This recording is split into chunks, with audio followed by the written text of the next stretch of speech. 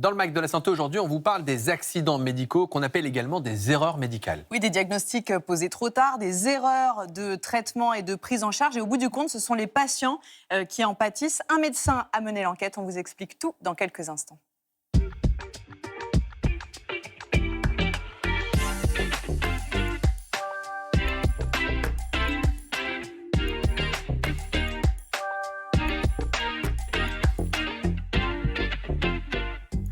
Bonjour à tous, bienvenue au Mac de la Santé. Alors vous êtes certainement à la maison, tranquillement installés, peut-être d'ailleurs que c'est l'heure du café.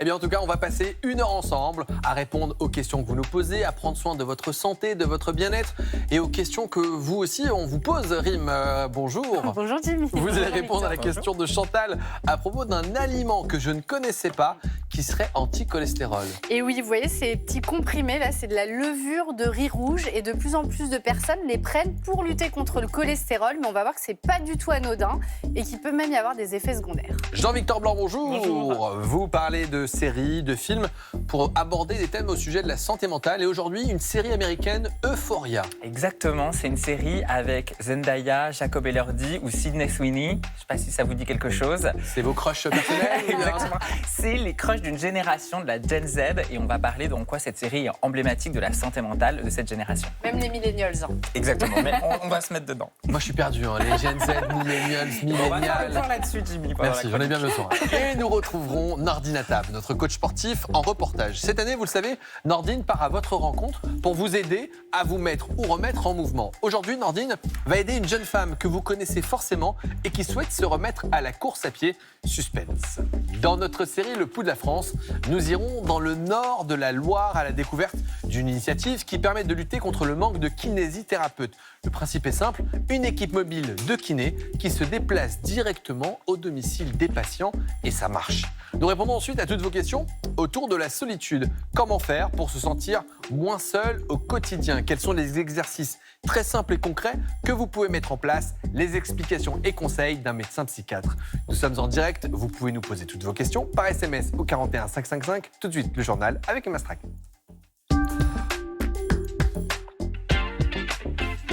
Bonjour Emma. Bonjour Jimmy et bonjour à toutes, bonjour à tous. C'est encore mieux que de remporter le gros lot. Aujourd'hui, on vous raconte l'histoire extraordinaire d'un patient doublement malade et donc doublement guéri. Un homme norvégien séropositif, c'est-à-dire atteint du VIH, mais aussi d'un cancer du sang. Et pour traiter ce cancer, justement, il a reçu une greffe de moelle osseuse, c'était en 2020. Et on va vous rappeler ce que c'est que la moelle osseuse et quel est son rôle pour mieux comprendre cet exploit. Alors, au niveau des os longs, au niveau des extrémités, vous avez ce qu'on appelle la moelle osseuse, à ne pas confondre avec la moelle épinière qui se trouve dans le dos. Cette moelle osseuse, c'est une usine à fabriquer les cellules du sang. À partir d'une cellule dite souche, vous avez la possibilité de créer des globules rouges, des plaquettes, mais également des globules blancs. Cette moelle osseuse, en clair, elle fabrique tout le système sanguin et immunitaire. Et en cas de cancer du sang, les patients bénéficient d'une chimiothérapie assez lourde qui détruit à la fois les cellules cancéreuses, mais également les cellules fabriquées par la moelle. La greffe de moelle ne sert donc pas à remplacer la moelle qui serait malade, mais l'idée, c'est de créer un nouveau système sanguin. En l'occurrence, c'est le frère du patient qui lui a fait un don de moelle osseuse. En famille, on augmente les chances d'être compatibles. Mais en plus de ça, le jour de la greffe, les médecins se sont rendus compte que le frère donneur était porteur d'une mutation génétique capable d'éliminer le VIH. Ah oui, car cette mutation génétique particulière, eh bien, elle rend le système immunitaire résistant au VIH. Et en transférant la moelle, on transfère donc les cellules du système immunitaire. Et ce n'est que secondairement qu'on s'est rendu compte que ce patient a guéri du VIH grâce à son frère. Et franchement, on peut dire que c'est le double jackpot santé pour cet homme. 2 guérisons inespérées pour le prix d'une. Alors son cas est suffisamment rare pour être souligné. On estime à une dizaine le nombre de personnes considérées comme guéries de leur infection au VIH. On passe à un autre sujet, parfois très grave et toujours inquiétant. On s'intéresse désormais aux accidents médicaux que vous connaissez peut-être davantage sur le terme d'erreur médicale. Oui, on en lit régulièrement des récits dans la presse. Récemment, le cas de cet homme opéré des sinus qui finit par perdre son œil aspiré pendant l'intervention, ou encore celui d'un patient opéré de la jambe droite alors qu'il avait une fracture à la jambe gauche. Alors, on ne dispose pas de chiffres précis, mais on sait que des milliers d'événements se produisent chaque année en France et seraient à l'origine de 30 à 50 000 décès. parler. Et pour en parler, nous recevons le professeur Marc Tadier. Bonjour professeur. Bonjour. Vous Bienvenue êtes à vous. neurochirurgien et expert judiciaire. Vous êtes l'auteur de ce livre, Le scandale des accidents médicaux. C'est publié aux éditions Le Cherche Midi. Professeur, vous êtes médecin, neurochirurgien. Vous avez été expert judiciaire auprès justement des tribunaux en cas d'accident, d'erreur médicale. Qu'est-ce qui vous a poussé à aller plus loin et à écrire ce livre un peu comme un lanceur d'alerte? Bien, quand j'ai commencé en 2002, je suis d'abord passé de la tristesse devant l'état des victimes. Et en neurochirurgie, malheureusement, les victimes ont souvent de lourds handicaps. Et ensuite, à l'étonnement de voir la répétition de ces accidents. Et puis ensuite, de voir que rien n'était, ou peu de choses étaient faites pour les éviter. Et finalement, à l'indignation de voir que pendant près de 25 ans, toujours les mêmes accidents se répétaient, avec toujours les mêmes conséquences aussi graves, et que très peu de choses étaient faites pour les éviter. Alors, ces accidents, vous en racontez certains dans votre livre. Notamment, vous ouvrez avec une affaire particulièrement choquante. C'est celle d'un petit garçon qui s'appelle Arthur, qui se rend à un entraînement de foot avec son papa et qui se fait renverser sur la route par un vélo. Et il reçoit un choc, il tombe, en fait, il reçoit un choc assez fort à la tête. Mais il a l'air conscient, il est emmené par les pompiers à l'hôpital. Il arrive aux urgences, mais on lui dit très vite de rentrer chez lui. Qu'est-ce qui s'est passé ensuite ?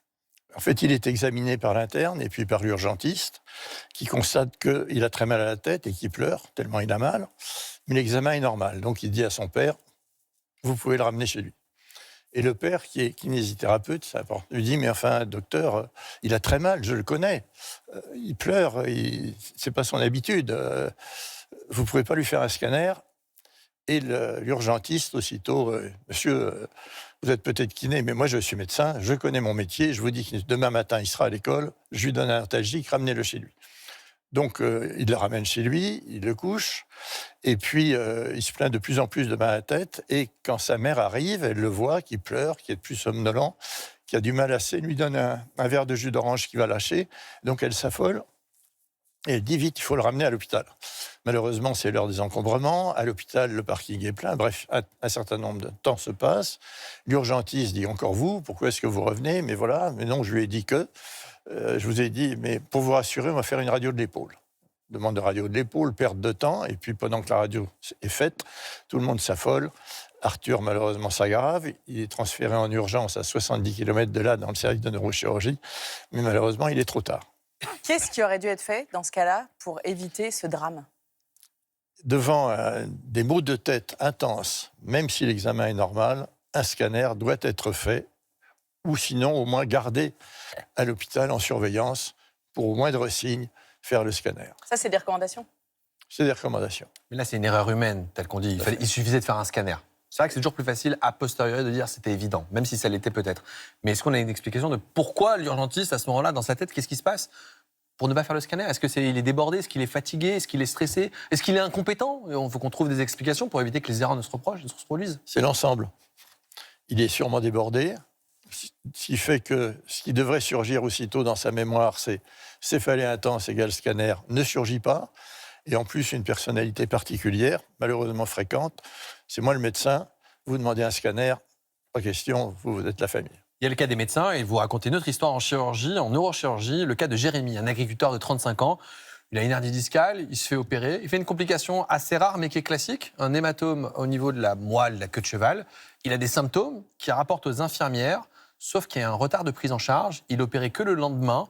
Et l'une des clés du problème qu'on comprend dans votre livre, c'est que c'était des infirmières qui exercent normalement en psychiatrie. Oui, c'est le problème des pôles. Les pôles ont certainement des avantages, mais ont été faits aussi pour que... Les pôles à l'hôpital. Voilà, les pôles à l'hôpital, pour que, quand il manque un personnel dans un service sous tension, un service en moindre tension puisse envoyer ce personnel. Donc là, c'est une infirmière très compétente en psychiatrie, qui a passé toute sa carrière en psychiatrie, qu'on appelle d'un coup en neurochirurgie. Quand à 10h du soir, Jérémy l'appelle en disant « j'ai du mal à uriner et je sens plus mes jambes », elle se dit « ah, en neurochirurgie aussi, ils ont des malades qui ne vont pas bien de la tête et pensent que c'est un simulateur ou un hystérique ». Et résultat, l'examen et l'intervention n'est faite que le lendemain matin. Alors si le soir même, ça avait alerté, Jérémy, à cette heure-ci, serait sur son tracteur au lieu d'être en fauteuil roulant. Évidemment, les cas que vous décrivez sont très angoissants pour les lecteurs et pour notre système de santé. On apprend que plus de la moitié des accidents seraient évitables. Or, vous écrivez, il y a une spécialité qui a su se réformer, c'est l'anesthésie, que vous comparez à l'aviation civile. Est-ce que vous pouvez nous expliquer ce qui a été mis en place dans cette spécialité ? L'anesthésie a regardé tous ces événements indésirables, sources d'accidents. Elle en a étudié et disséqué les causes et elle a mis en œuvre les mesures pour les éviter. Double consultation préopératoire, checklist, examen complet du malade, prévoir les facteurs de risque à l'endormissement et avoir le matériel pour éviter à proximité si jamais ça se passe. Monitorage pendant l'intervention et surveillance post-opératoire jusqu'à ce qu'un certain nombre de critères soient remplis pour libérer, si j'ose dire, le malade. Le drame dans notre pays, c'est que les événements indésirables graves, sources d'accidents, ne sont pas déclarés ni étudiés. Et le drame également, c'est que nous avons plusieurs organismes, pour veiller à la sûreté. En 2018, cet organisme a étudié les services d'urgence, sources d'accidents comme celui d'Arthur. Elle a défini absolument tous les dysfonctionnements et ce qu'il faudrait faire pour y remédier. 2018. En 2024, elle va réinspecter les mêmes services d'urgence et elle conclut dans un rapport qu'on peut consulter en ligne qu'aucune des mesures recommandées n'avait été mise en œuvre. Donc on sait quels sont les problèmes, on connaît les solutions, mais on ne les applique pas. Bon, j'espère que vraiment on va se réveiller et j'invite nos téléspectateurs à lire votre livre. Parce qu'il y a plein d'histoires et on se dit on peut faire quelque chose. Ce n'est pas une fatalité. L'erreur est humaine, mais la fatalité n'est pas acceptable. Le scandale des accidents médicaux, professeur Marc Tadier, c'est publié aux éditions du Cherche Midi. Merci professeur d'avoir répondu à toutes nos questions. C'est le même principe que le Nutri-Score, avec une notation de A à D, mais destinée aux EHPAD, et ça s'appelle le Caliscope. Oui, c'est le premier système de notation des EHPAD fourni par la Haute Autorité de Santé. Alors la note est publique et elle suscite une levée de boucliers dans un secteur qui est déjà secoué depuis 3 ans par le scandale Orpea. On vous amène dans un EHPAD déçu par la note qu'il a reçue. C'est à Draguignan et c'est un reportage de Sybille de Barthez, Julien Nativel et Maureen Marion. Bonjour monsieur, dame. Comment allez-vous? Prêt pour le repas? Partie fête aujourd'hui, ça va vous plaire ça. Youssef Moutawakil sait comment faire plaisir à ses résidents. Depuis 5 ans, il dirige cet EHPAD à Draguignan, mais derrière son naturel jovial, il ne décolère pas. Aujourd'hui, l'établissement a reçu la note de C. J'ai vraiment l'impression que cette note nous dévalorise. En effet, il n'y a absolument pas, je dirais, la réalité de tout ce qui est fait au quotidien. Je ressens de la colère, de l'incompréhension, de l'injustice. À l'image du Nutri-Score pour les produits alimentaires, les EHPAD ont désormais leur système de notation, le Caliscope. De A pour qualité avancée à D pour insuffisant, les résultats sont accessibles en ligne sur le site de la Haute Autorité de Santé. Ici, la mauvaise note a surpris certains résidents. On est vraiment bien, on est libre. On nous respecte, le personnel nous respecte vraiment. On est comme à la maison. Bientraitance, éthique, qualité des soins. Au total, 157 critères sont scrutés en seulement 2 jours par les organismes évaluateurs. Une visite qui donne lieu à un premier rapport. Je cite, résultat de l'évaluation, niveau général de qualité, très satisfaisant. Voilà, c'est écrit noir sur blanc, avec des taux de satisfaction par chapitre, toujours supérieur à 80%. Mais cette première impression n'a pas suffi. Caliscope passe aussi au crible des critères dits impératifs. Cet établissement n'en a validé que 8 sur 18. Le problème avec ces 18 critères, c'est qu'ils sont, en tout cas pour la plupart, très centrés sur les process administratifs. C'est un problème parce que ce n'est pas la réalité de l'accompagnement. Pour être très clair, je n'ai pas noté sur la porte d'entrée le code d'accès. Donc ça, c'est par exemple quelque chose qui est fondamental pour la HAS. Est-ce que ça l'est réellement dans la prise en charge des résidents? Je ne suis pas sûr. De son côté, la Haute Autorité de Santé défend son nouveau système. Comme tout nouveau dispositif, ça prend aussi du temps pour que les évaluateurs se l'approprient. Ce qu'il faut vraiment garder en tête, et notamment pour le grand public qui va venir consulter Caliscope, c'est que c'est une photo à un instant T. qui est valable 5 ans et que rien ne remplace quand on veut s'orienter dans un EHPAD que d'aller sur site et de voir avec justement l'EHPAD ce qu'elle a mis en place et comment justement elle fait en sorte à faire progresser la qualité des accompagnements. Plus de la moitié des EHPAD ont déjà été évalués. Un quart d'entre eux ont reçu la note 2A. Pour finir ce journal, on fait un petit tour dans l'ISS, la Station Spatiale Internationale. Oui, pour un acte assez banal, vous êtes peut-être pesé ce matin ou récemment. En tout cas, alors nous, quand on le fait ici sur Terre, on monte sur la balance. Mais ça, évidemment, ça ne marche pas dans l'espace puisqu'il n'y a pas de gravité. Ben oui. On ne peut pas peser sur Cours de cette physique, balance. niveau 5e, je crois. Jusqu'ici, j'ai Ça suivi. va, Après, on est j'ai bon. un peu lâché la rampe. Mais ça reste important quand même dans l'espace de mesurer la masse des astronautes. Et Sophie Adno, qui est actuellement dans l'ISS, a mis au point un petit système que vous voyez là, constitué de 2 ressorts parfaitement identiques, pour nous expliquer comment on fait. Alors pour ça, elle a pris 2 objets, une boîte de conserve qui pèse 250 grammes et un rouleau de velcro d'environ 30-50 grammes. Et je lui laisse vous expliquer la suite. Si je comprenne les deux avec des conditions initiales identiques, on va voir que la fréquence est vraiment différente. Ici, fréquence assez élevée pour un objet léger. Ici, pour un objet plus lourd, fréquence beaucoup plus faible. Et donc, c'est en mesurant la fréquence et bien sûr les paramètres des conditions initiales que les scientifiques, avec ces mécanismes, arrivent à mesurer notre masse. Et on a tout compris. Bah ouais. Et en fait, c'est hyper important de mesurer la masse des astronautes parce que c'est une façon de s'assurer qu'ils ne perdent pas trop de masse musculaire dans l'espace. Justement, vous avez vu, en termes de masse capillaire, ça marche bien aussi. Là. On a cette belle couronne de Sophie Adno autour de la tête. J'aurais pas le même problème, vous un peu, mais moi ça devrait aller. Merci beaucoup Emma pour ce cours. Alors là, tout d'un coup, on a franchi le niveau supérieur. On est au moins en seconde ou première. Yes. Merci Emma, et à demain. demain. Dans quelques instants, dans notre dossier du jour, nous répondrons à toutes vos questions autour de la solitude et puis surtout des moyens pour se sentir moins seul grâce au docteur David Gourion. Il est médecin psychiatre. Dans une série Le Pouls de la France, nous vous ferons découvrir un dispositif pour pallier le manque de kinés dans la Loire. Le principe est simple, une équipe mobile qui se rend au domicile des patients et ça marche. La série américaine Euphoria qui aborde le thème de la santé mentale et plus particulièrement des addictions chez les jeunes, c'est la chronique du docteur Jean-Victor Blanc. Nous retrouverons Nordine Attab, notre coach sportif, qui va aider une jeune femme sédentaire, oui, à se remettre à la course à pied. Et vous allez voir, vous la connaissez forcément. Nous répondrons à la question de Chantal, une téléspectatrice qui a entendu dire que la levure de riz rouge, je dois vous avouer que je ne sais même pas ce que c'est, elle aurait des vertus contre le cholestérol. Eh bien, Rim a enquêté et vous n'allez pas être déçus de sa réponse. Je vous rappelle que nous sommes en direct. Vous pouvez nous poser toutes vos questions par SMS au 41 555. Allez, il est 13h53, c'est l'heure de retrouver nos chroniqueurs. 54 même. Maintenant, il est 13h54 maintenant. Bah oui, c'est le café est terminé. On arrête le café à 14h. Rim, Jean-Victor, toujours habillé en matcha. Eh oui. Vous êtes très beaux tous les deux en bleu, Merci. hein, vraiment, ça vous va très bien. Ça vous va très bien, Jean-Victor. Merci beaucoup, vous aussi, Rim. Jean, vous voulez que je vous Très laisse belle couleur. tranquille, on est bien là. Hein. Jean-Victor Blanc, je rappelle que vous êtes psychiatre à l'hôpital Saint-Antoine à Paris. Vous analysez pour nous les films et séries et plus largement la pop culture pour parler de santé mentale. Et aujourd'hui, une série devenue un phénomène, Euphoria. Oui, c'est vrai que c'est une série phénomène, la série Euphoria, dont la 3e saison vient de sortir sur HBO Max. C'est une série qui était très attendue, puisque la dernière saison était diffusée en 2020, enfin il y a 4 ans. Pour vous rafraîchir un peu la mémoire, je vous propose un petit extrait de la bande-annonce. Après toutes ces années, ta femme sait que tu fais ça? Tes parents savent que tu fais ça? C'est moi ton sugar daddy maintenant. On est peut-être allé trop loin finalement. Avant, j'étais l'ami de votre mari. Mais là, je vais devenir son pire cauchemar, ça va chier. J'ai fait beaucoup de mal et j'y ai jamais vraiment réfléchi. Ok, d'accord, ouais, là, c'est évident que t'as replongé. Tu veux réparer le mal que t'as fait? Commence par changer toi-même. C'est ce que j'essaie de faire.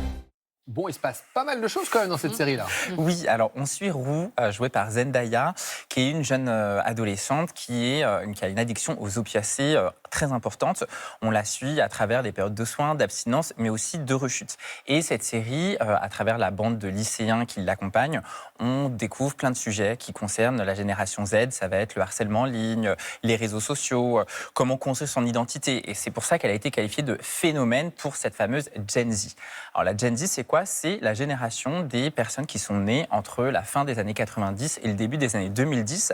C'est la première génération à avoir grandi avec Internet et les réseaux sociaux. C'est une génération qui a aussi été marquée par une enfance avec les attentats du 11 septembre ou encore la crise des opioïdes aux États-Unis. Alors c'est vrai qu'on dit de cette génération qu'elle subit beaucoup d'anxiété, qu'elle va mal. À juste titre, peut-être, vous allez nous en parler, mais est-ce que c'est une génération qui est plus addicte, justement, aux substances, drogue, alcool ou tabac? Eh bien, contrairement aux idées reçues, non. Notamment, on a des chiffres français qui existent, alors qu'ils sont vraiment une étude de référence par l'OFDT, qui évalue chaque année la consommation chez les lycéens. Et on voit que si c'est la consommation de tabac régulière, par exemple, elle a chuté. En 15 ans, elle est passée de 30 à 5%. La consommation d'alcool régulière, elle a été divisée par 2. Et même le cannabis, qui était expérimenté par la moitié des lycéens en 2011. Aujourd'hui, ils ne sont plus que 16% à avoir déjà essayé le cannabis. Je dois avouer que je suis étonné des chiffres. C'est plutôt une bonne nouvelle, parce que là, quand on voit la baisse, elle est vraiment très importante. Tabac, alcool, cannabis. Mais du coup, on sait expliquer cette baisse-là comme ça? C'est une bonne nouvelle. Mais... C'est une très bonne nouvelle. Alors après, on a plusieurs hypothèses. L'hypothèse la plus positive, optimiste, c'est de se dire, voilà, le message de prévention que des médecins essayent de porter a été entendu. C'est peut-être un peu utopique, notamment parce qu'on sait que cette génération, elle a quand même plusieurs marqueurs de mal-être qui sont très importants, notamment en termes de dépression, en termes de risques anxieux, en termes de troubles du comportement alimentaire. Donc, ce serait un peu étonnant qu'il n'y ait que finalement la consommation qui diminue. L'autre hypothèse, qui reste une hypothèse et qui est un peu moins favorable, c'est de se dire qu'en fait, aujourd'hui, il y a une concurrence finalement des usages et que cette génération, elle passe aussi beaucoup plus de temps sur les réseaux sociaux et sur les écrans. Or, la consommation, c'est quelque chose qui se fait notamment lors de fêtes, lors de moments de socialité, auxquels peut-être cette génération a moins accès. Donc on remplace une addiction par une autre. C'est assez déroutant comme explication. Alors dans cette série d'ailleurs, elle a été accusée d'esthétiser un peu trop la fête et la consommation de drogue. Oui, alors moi je trouve que Roux c'est vraiment un très bon personnage pour comprendre ce que c'est que la maladie addictive. Il y a notamment un épisode dans lequel on la voit, elle est prête à tout pour se procurer sa dose, même à blesser sa famille que pourtant elle adore, sa mère et sa petite sœur. En fait ça s'appelle le craving. Le craving, ça va être une envie irrésistible de consommer de la drogue pendant laquelle la personne est prête littéralement à tout. C'est important parce qu'en consultation, le craving, ça va vraiment être une cible thérapeutique. Parce que si on le comprend, si on arrive à le prévenir, eh bien, c'est un moyen de lutter contre l'addiction et notamment la rechute. Cette série, c'est vrai qu'elle sonne quand même très réaliste, notamment parce que son créateur, Sam Levinson, il a été puisé dans ses souvenirs d'adolescence où lui-même a été addict à plusieurs drogues pour en fait écrire cette série. Alors dans cette série, on parle d'adolescents qui sont au lycée. Maintenant, c'est la 3e saison, donc ils ne sont plus lycéens. Qu'est-ce qu'ils deviennent? Alors seul le premier épisode est sorti, donc je l'ai regardé ce matin avant de venir. J'ai fait mes leçons. Oh bah bravo. Voilà. Il y a pire. Hein. J'ai fait mes leçons, j'ai regardé une série Jean-Victor Blanc à d'autres. Exactement. Voilà, pour vous Jimmy, je me suis forcé à regarder cette série. Voilà, ça c'est du serment d'Hippocrate. Et donc j'ai vu cette saison, cet épisode, et donc on retrouve Roux qui est en prise à des narcotrafiquants. Et ce qui est intéressant, c'est qu'on retrouve du coup toute la bande de lycéens qui se retrouvent plongés dans les débuts de la vie adulte, qui est évidemment compliqué. Là où cette série, c'est aussi un phénomène, c'est parce que finalement le casting, il est devenu assez iconique, comme disent les plus jeunes. C'est-à-dire que beaucoup des acteurs sont devenus d'immenses stars. Alors Zendaya, qu'on retrouve au cinéma en ce moment dans The Drama, qui va être à l'affiche dans Spider-Man, dans l'adaptation de l'Odyssée de Christopher Nolan et dans le prochain Dune. Jacob Elordi, qui a été le Frankenstein sur Netflix. Sydney Sweeney, qui, elle, a fait un carton avec le film La femme de ménage. Ou encore Hunter Schafer, qui joue dans les Hunger Games. Donc c'est aussi pour ça que cette série, elle est aussi plébiscitée. Et c'est vrai que moi, j'aime beaucoup cette série. Je pense que le directeur de casting, on peut dire qu'il avait du nez. Il avait du nez, effectivement. Exactement. Et je ne connaissais pas, je regardais Euphoria. Bon, j'ai pas HBO Max. Vous allez me prêter votre abonnement. Voilà. Merci beaucoup, Jean-Victor. Et tout de suite, on retrouve Nordine à table.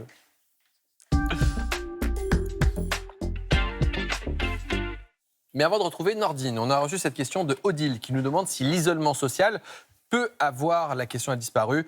Elle veut savoir s'il y a un impact de l'isolement social sur la santé physique.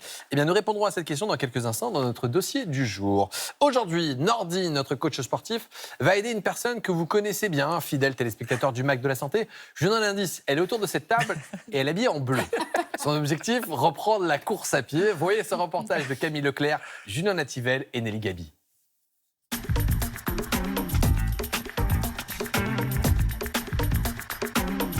Coucou tout le monde. Bon, aujourd'hui j'ai rendez-vous avec une personne qui m'est chère et certainement que vous la connaissez. Elle aimerait bien se remettre à la course à pied. Donc ensemble, on va voir les astuces qu'on peut lui proposer pour qu'elle puisse non seulement reprendre du plaisir, mais en plus courir toute l'année. Allez, suivez-moi.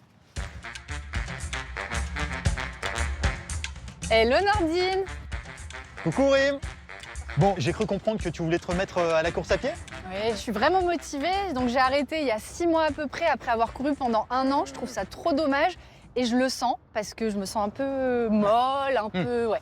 Mais t'as du temps pour courir? Tu cours régulièrement? Comment ça se passe? Alors la semaine, honnêtement, non. J'ai du mal avec le travail, les transports, etc. Mais le week-end, voilà, j'aimerais au moins me faire une bonne session de 30 minutes, 40 minutes. Tu me diras si c'est suffisant. Et efficace. Et efficace. Si possible. Ok, d'accord, je vais essayer. Ça y en est là? Avec plaisir. Allez, en courant, hein. Allez.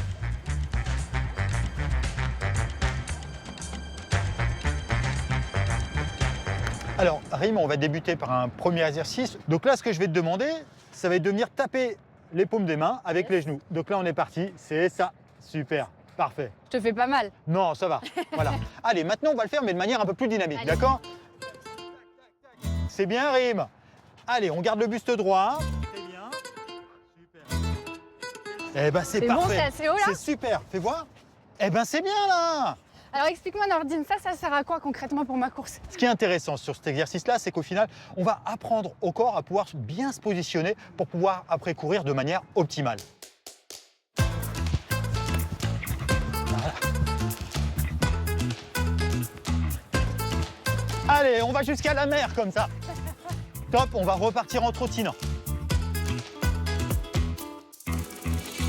Allez, on va se reposer un petit peu, Rim.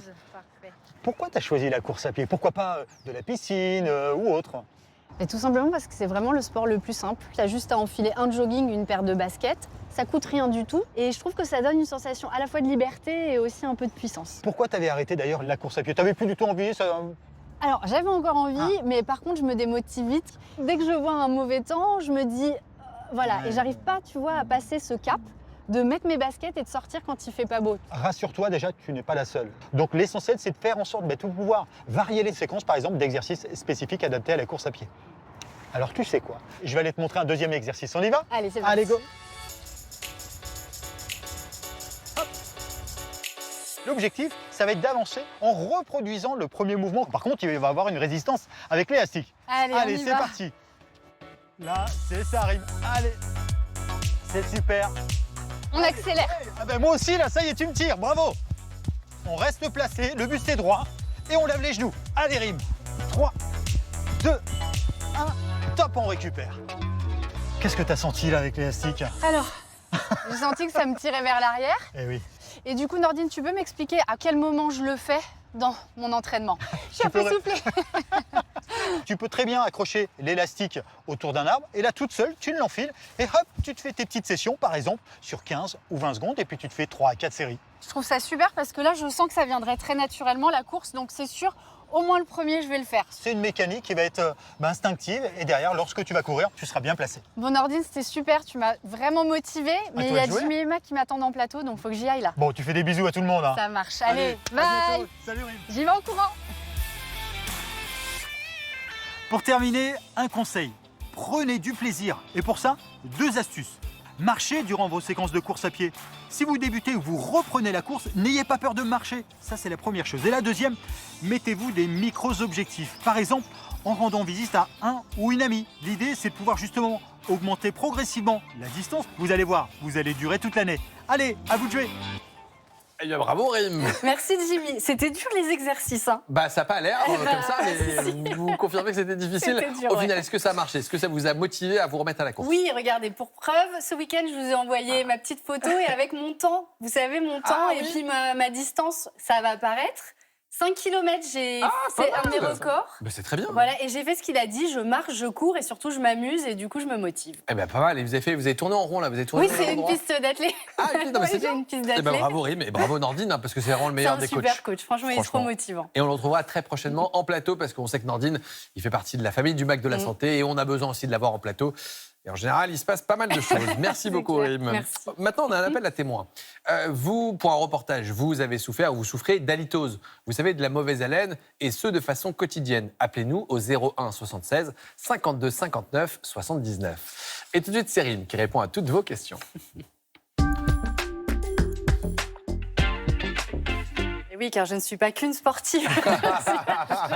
Je plaisante, pardon. Donc, c'est Chantal qui nous dit « Je souhaiterais que vous me renseigniez sur la levure de riz rouge. J'en prends pour réguler mon cholestérol. Et depuis quelque temps, je lis beaucoup d'articles qui sont contre. Et Claudine également, mon médecin m'a alerté sur les effets secondaires liés à la levure de riz rouge et sur la qualité des produits. Pouvez-vous étudier ce sujet ?» Alors j'ai reçu d'autres questions donc sur ce complément alimentaire qu'on voit ici, levure de riz rouge. Et c'est un complément alimentaire qui fait beaucoup parler de lui. C'est un produit qui est issu de la fermentation du riz. Voilà, je vous le montre ici. Je pense que là, vous allez bien le voir. Oui, ce sont des petites gélules, donc ont cette couleur rouge. Okay. Et c'est issu de la fermentation du riz par une levure, le Monascus purpureus.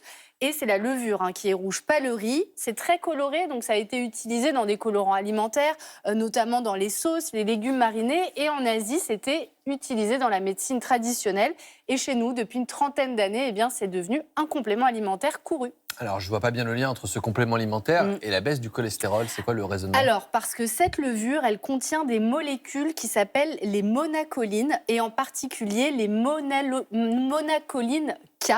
Et c'est similaire aux statines, le médicament que l'on donne en cas d'excès de cholestérol dans le sang. Plusieurs études ont montré l'efficacité de ces monacolines contre le cholestérol. Et donc, les personnes se sont dit qu'elles pourraient utiliser les compléments alimentaires à la place des médicaments ou même en complément, parce que c'est plus naturel. Alors, qui dit naturel, on le répète souvent, ne veut pas dire sans risque et sans danger. Ça reste un complément alimentaire, donc il y a des précautions. Absolument. Et il y a plusieurs problèmes qui ont été identifiés par les spécialistes. Et d'ailleurs, les autorités de santé françaises et européennes mettent en garde depuis plusieurs années contre ce complément. Alors déjà, parce qu'il peut y avoir des effets secondaires similaires à ceux des médicaments anti-cholestérol, les statines. Donc, on parle de douleurs musculaires, de fatigue, de troubles digestifs. Et puis, il y a eu aussi des effets indésirables signalés, notamment sur le foie. Ensuite, on le sait, mais souvent les compléments alimentaires, ils ne sont pas très bien dosés. Soit on peut avoir trop du principe actif, soit trop peu. Et donc, vous allez vous retrouver à prendre un complément alimentaire en fait, qui ne fait pas son effet. C'est très imprévisible. Et puis, si on fait de l'automédication, il n'y a pas tout le contrôle médical qu'il y a autour du cholestérol. Donc, pas de prise de sang régulière, pas d'ajustement des traitements et pas également de tout ce qui est interaction avec les autres médicaments. On sait que les statines en ont en cas de cholestérol. Donc vraiment, je le redis parce que j'ai reçu beaucoup de questions là-dessus, parlez-en à votre médecin et ne prenez pas ce complément tout seul, surtout pas à la place d'un traitement médical parce qu'il peut y avoir vraiment des conséquences sur votre santé. D'autant qu'on vous rappelle, vous savez, ces médicaments contre le cholestérol qu'on appelle les statines, eh bien, ce sont quasiment les seuls à avoir fait la preuve d'une efficacité dans la réduction du risque de maladies cardiovasculaires, que ce soit l'accident vasculaire cérébral ou encore l'infarctus du myocarde. Donc je sais que ces médicaments, parfois, ils sont responsables d'effets secondaires. En fait, il faut en parler à votre médecin, qu'on trouve la bonne molécule, parce que dans la balance bénéfice-risque, quand vous avez fait un infarctus ou en prévision pour éviter la récidive, eh bien, ils ont clairement démontré leur efficacité. Donc parlez-en vraiment à votre généraliste avant de prendre des compléments alimentaires et ne les arrêtez pas de votre propre chef. Merci beaucoup Rim de toutes ces explications. Comment on fait pour les prochaines questions? Donc c'est rim@allodocteur.fr et WhatsApp 06 58 75 04 71. Tout de suite, on prend le pouls de la France, direction la Loire.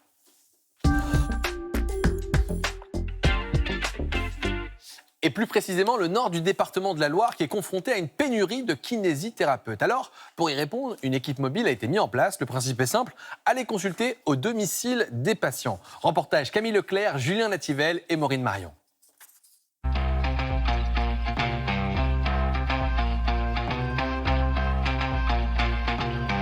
Elle vit des journées à 100 à l'heure, voit les kilomètres s'accumuler. L'Essène est kinésithérapeute. Pour son premier emploi, elle a posé ses valises dans le nord-est de la Loire. Ce territoire, c'est là où je suis née, donc pour moi c'est beau de pouvoir revenir sur ma région natale. À noter, l'Essène n'a pas de cabinet. Les bras chargés et une énergie communicative. Bonjour! Quand elle arrive chez ses patients, ça déménage. Bon, je vous ai prévu plein de petites choses. Chez Louis, un parcours d'obstacles se déploie en quelques secondes. On monte, hop, on slalom. Elle me fait travailler dur. Mais c'est bien. Je sens que ça fait du bien, parce qu'autrement, je ne marcherais pas. À 91 ans, Louis a besoin d'être accompagné pour marcher et retrouver son équilibre. Des traitements contre un cancer l'ont fragilisé. Durant une période, il tombait beaucoup. Puis maintenant, ça fait déjà longtemps qu'il est pas retombé. Des progrès après 2 ans d'errance.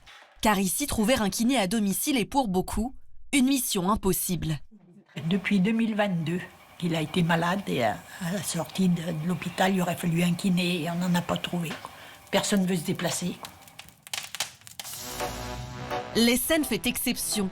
Dans ce territoire du nord-est de la Loire, où l'on compte 3 fois moins de kinés qu'ailleurs en Auvergne-Rhône-Alpes. Elle a rejoint une équipe mobile pensée pour répondre à la pénurie et servir de tremplin pour les jeunes diplômés comme elle.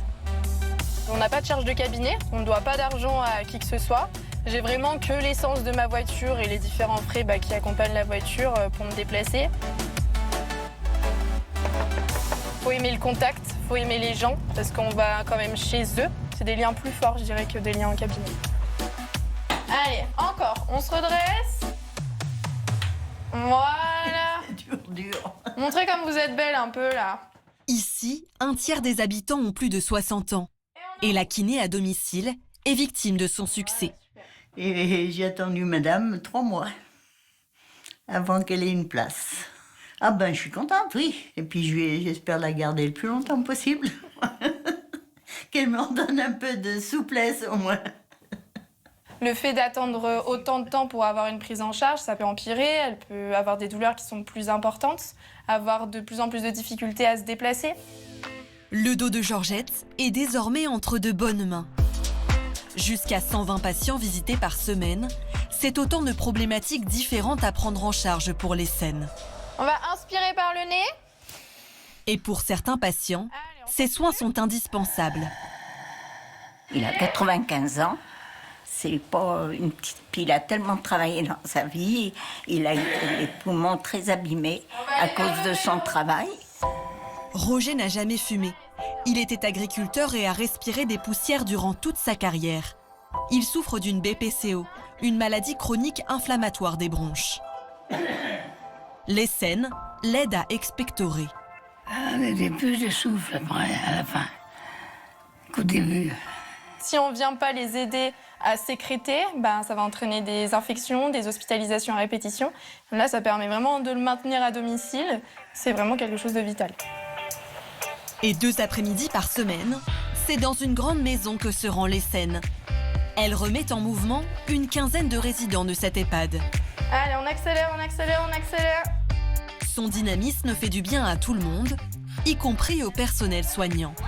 Les transferts lits, fauteuils se font quand même nettement mieux. Ouais. L'intervention des kinés, pour nous, est primordiale pour que nos résidents puissent évoluer et en tout cas maintenir une autonomie. Et ça soulage le personnel. L'équipe mobile propose jusqu'à 1 an et demi de contrat aux jeunes kinésithérapeutes. Le temps de découvrir le territoire et de laisser naître l'envie de s'y installer définitivement. Eh bien, bravo tout simplement pour cette super initiative. On passe à notre dossier du jour. En France, 17 millions de personnes souffrent de solitude chronique. Et ça a un impact sur leur santé mentale, mais également leur santé physique. Alors, comment retisser des liens? On vous apporte plein de solutions très concrètes avec notre spécialiste.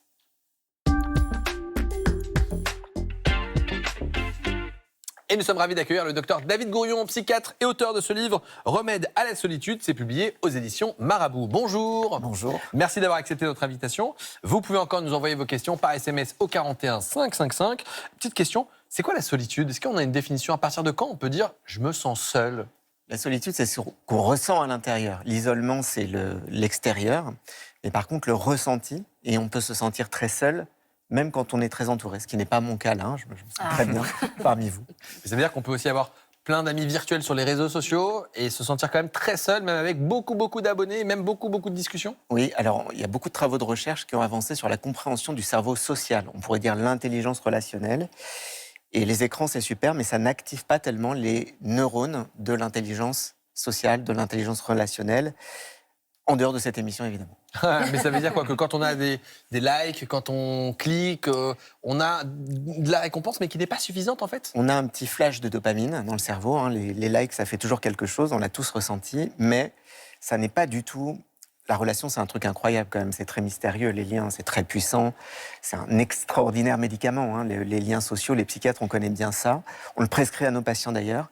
Et en fait, ça n'est pas du tout le même ressenti. Il n'y a pas ce sentiment de connexion, de compréhension de l'autre, d'empathie, les neurones miroirs, enfin toute une histoire très compliquée. On va donner des solutions et des exercices très simples que vous pourrez faire d'ailleurs dès aujourd'hui, mais on va répondre à cette question d'Odile qui nous demande si l'isolement social peut avoir un impact mesurable sur l'espérance de vie. Oui, absolument. Alors, on a des études un peu effrayantes. Moi, ça m'a donné d'ailleurs envie d'écrire sur ce sujet de la solitude, qui montrent que le taux de mortalité prématurée, c'est-à-dire mourir avant l'âge prévu compte tenu des statistiques, est de près de 30% chez les gens qui souffrent de solitude chronique, ce qui est énorme, hein, c'est entre l'obésité et le tabagisme. Et ce chiffre-là, moi, m'a laissé un peu pantois, parce que c'est quand même considérable. Et il n'est pas simple à comprendre, en fait. Ouais. Parce qu'on a aussi la question du coup des maladies cardiovasculaires. On fait aussi également plus cette question de Solange qui nous demande si ça fait plus de risques d'infarctus ou d'AVC. Alors il y a plein de facteurs sans doute qui s'agrègent, qui se cumulent entre eux. Quand on est seul, peut-être qu'on se soigne moins bien, parce qu'en général, ce sont les autres autour de nous qui nous disent « Tiens, ce serait bien d'aller penser à voir le médecin, le dentiste, etc. » Donc il y a ça. Il y a aussi le fait que la solitude active le système du stress et que ce système du stress, sur le très long cours, modifie le système immunitaire et le système cardiovasculaire. C'est la question de Sonia à propos du stress et Muriel à propos du système immunitaire. Exactement. Donc ça, on a des données qui le montrent, tant chez l'animal que chez l'homme. Il y a des modifications du système immunitaire. Et puis, quand on est seul, on va peut-être plus développer aussi des vulnérabilités aux addictions, à certains problèmes de santé mentale qui peuvent jouer aussi un rôle. C'est-à-dire qu'on tombe plus souvent malade quand on est seul, plus d'infections, plus de... On va vraiment bien physiquement. On le voit beaucoup. On a tous eu l'expérience aussi de couples un peu âgés où l'un des deux décède. Et on voit que l'état de santé de l'autre se dégrade assez rapidement et probablement beaucoup plus rapidement que ce qui aurait pu se passer. On attribue toujours à la question du deuil ou de la dépression, mais pas toujours. Il y a aussi beaucoup de phénomènes physiologiques. Le corps peut aussi... le corps a besoin de liens aussi. Et est-ce que chez les jeunes, il y a aussi des effets physiques de la solitude? Oui, alors... D'abord, c'est une super question parce qu'on a toujours associé la solitude avec le fait d'être un peu âgé, de se retrouver un peu tout seul. Et en réalité, les études récentes montrent que ce sentiment de solitude, il augmente beaucoup dans la jeune génération, puisqu'on a près de 43% des moins de 25 ans qui disent souffrir, hein, dans une étude très récente, avoir un sentiment de solitude fréquente et dont ils peuvent souffrir. Avec des facteurs qui peuvent être la précarité, hein, beaucoup d'étudiants sont en difficulté, qui peuvent être la mobilité, qui peuvent être les réseaux sociaux dont on a dit sont compliqués, et avec aussi des effets sur leur santé mentale. Jean-Victor Blanc, vous constatez ça également chez les jeunes Oui, souvent, notamment dans l'addiction, ça va être aussi quelque part une espèce de remède vis-à-vis de la solitude, essayer de s'échapper, s'évader, sachant que la drogue va aussi en fait induire une différence dans la relation vis-à-vis de l'autre et a tendance plutôt à isoler. Et au niveau aussi des genres, je crois que c'est pas tout à fait la même chose chez les hommes et chez les femmes. Absolument. On a des exercices très concrets que vous proposez notamment dans votre livre. Et on va commencer avec un premier exercice qui est assez rigolo, je trouve. Le compliment suspendu. Qu'est-ce que c'est? Le compliment suspendu, je ne sais pas pour vous, mais je trouve que c'est jamais très simple quand on nous fait un compliment, de savoir on est un peu mal à l'aise, on ne sait pas trop comment faire. Et on a parfois tendance un peu, et surtout on le note chez les gens qui ont un peu ce qu'on appelle de l'anxiété sociale, une forme de timidité, tendance à un peu le rejeter. Ou alors on a l'impression que les gens veulent un peu nous manipuler ou obtenir quelque chose de nous. Et là, l'exercice, hein, l'idée, c'est des exercices simples pour recréer du lien, pour réapprendre un petit peu à être à l'aise avec les autres. C'est d'apprendre à ne pas rejeter, au fond, un compliment. C'est comme un cadeau. Si vous me faites un cadeau, puis je vous le balance en disant « j'en veux pas », vous n'allez pas trop aimer et vous ne me le ferez probablement plus. Donc, je vais apprendre à accepter ce compliment, à ne pas chercher à le commenter ou à en faire quelque chose, à le contrôler, juste l'accepter, voir ce qu'il me fait et laisser ça un peu diffuser à l'intérieur. Et puis, il y a quelque chose qui marche extrêmement bien dans la relation sociale, c'est la réciprocité. C'est un peu la base des relations sociales. Si je suis sympa avec vous, il y a plus de chances que vous le soyez. Si je ne suis pas sympa, en général, ça marche. Faire un compliment derrière? Alors, pas forcément tout de suite, parce que là, il faut rester dans quelque chose qui est authentique. Donc, il ne s'agit pas, ce n'est pas une transaction, c'est pas etc. Mais là aussi, il y a des exercices autour de le compliment authentique, c'est pas celui où je vais vous dire un truc. Vous savez, ces compliments automatiques où les gens sont, etc. C'est, vous savez, quand on vous fait quelque chose à manger, la personne s'est donné du mal pour vous le préparer. C'est pas la même chose si elle vous dit, imaginez, vous avez passé 2 heures à préparer ce truc-là, et la personne vous dit c'est très bon. C'est pas tout à fait la même chose que si elle vous dit, et là c'est vraiment authentique, j'ai repéré que tu as mis un peu de menthe, j'adore ça, j'ai repéré que tu as mis telle épice, etc. C'est-à-dire, on va se donner du mal pour aller trouver ce que l'on veut complimenter, et il faut que ce soit authentique, il ne faut pas en faire des tonnes. Bon, ça c'est un premier exercice, vous en avez d'autres à nous proposer, parce que vous allez voir qu'avoir des interactions sociales, eh bien malheureusement, ça n'empêche pas le sentiment de solitude, on l'a dit, mais vous allez voir Nicolas, il a 37 ans, et il a accepté de livrer pour nous son témoignage. Un reportage signé Khadija Darezig, Julien Nativel et Lucie Dulois. En apparence, Nicolas, 37 ans, a l'air entouré et à l'aise avec les autres. Bon, Nicolas, bon après-midi. Toi aussi. Salut. Salut. Merci pour la discussion. Puis on s'appelle vite, oui. Ouais. À bientôt. Salut. Des moments précieux pour ce professionnel du spectacle qui, depuis plusieurs années, éprouve une grande solitude. Ça me permet finalement parfois presque de survivre, j'ai envie de dire, parce que des fois, je suis presque en souffrance. On pense dans la société qu'il suffit d'être âgé pour être seul, mais bien pas du tout. Nicolas habite loin de sa famille, à Niort, une ville de 60 000 habitants. Il vit seul, une situation qui le fait souffrir. On côtoie beaucoup de gens la journée, mais le soir, on se trouve plus seul que jamais finalement. Quand j'arrive chez moi, j'essaie de nettoyer, que ce soit des choses comme ça, toutes bêtes, de prendre une douche aussi. Des fois, ça me fait du bien de caresser mon chat. J'ai un petit chat donc qui m'apporte beaucoup d'affection. Pour briser sa solitude, Nicolas a aussi tenté de trouver un peu de réconfort sur les réseaux sociaux, mais en vain. Les réseaux sociaux, on le sait très bien, c'est du virtuel, on parle à des milliers de personnes, on a des milliers d'amis. Bon, moi je suis pas dupe, ce sont du virtuel, il n'y a rien de réel finalement, on rencontrera personne et puis finalement on perd son temps. Donc je veux dire, maintenant j'ai essayé de mettre un peu ça de côté parce que je me dis c'est pas comme ça qu'on va construire quelque chose. Pour se sentir moins seul, Nicolas a décidé de pousser la porte d'une association locale. Et bonjour! Chaque semaine, il peut passer un moment privilégié avec d'autres personnes qui, comme lui, sont isolées. C'est sympa de retrouver des gens qu'on apprécie et pour jouer avec, ça fait du bien, oui. Des moments de partage. Le but du jeu, c'est quoi alors? Regarde, tu as des cartes, tu mets des cartes. Ah, ok. Sincère, qui manquait à Nicolas. Tu vas te faire engueuler, t'as vu? On est dans une société individualiste et en fait on se croise, on court souvent et puis il n'y a pas le temps finalement de l'échange et là justement c'est place pour le temps d'échange finalement donc c'est cool. L'échange, c'est le cheval de bataille de l'association à l'initiative de ces rencontres. Depuis qu'elles existent, des populations très diverses ont pu être accompagnées. Il y a vraiment tout public. Il y a des personnes qui n'ont aucun problème de revenus, mais qui ont un problème de solitude énorme. Il y a des personnes qui ont des problèmes de revenus et en plus de leur solitude. L'idée, c'est vraiment, on a pu passer la semaine tout seul, dans son appartement, dans sa maison. Et ici, c'est de rencontrer des personnes et de créer des liens amicaux. Un espace convivial pour briser peu à peu la solitude. Donc ce genre d'initiative, c'est vrai que c'est plutôt sympa. On se dit on va jouer, on va échanger, on a de vrais liens authentiques.